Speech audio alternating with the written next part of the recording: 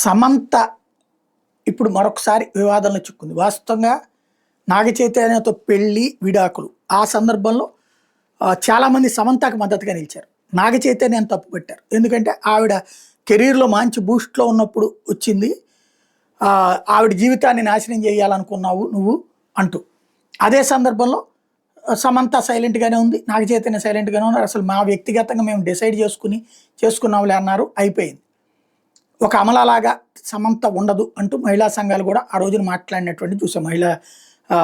ఎవరైతే కొంతమంది మేధావులు కూడా.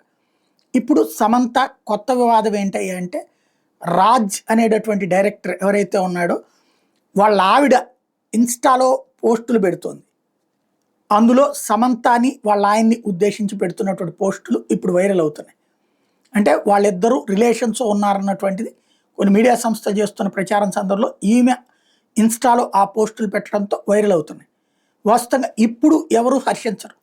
మొన్నటిదాకా నాగ చైతన్య విషయంలో ఆ పెళ్లి విడాకుల విషయంలో సమర్థించినటువంటి వాళ్ళు ఈ విషయంలో సమర్థించరు. ఎందుకంటే సరే సమంత విడాకులు తీసుకుని ఉంది కాబట్టి వేరే వాళ్ళని పెళ్లి చేసుకోవచ్చు, తన హక్కు తనకు ఉంటుంది.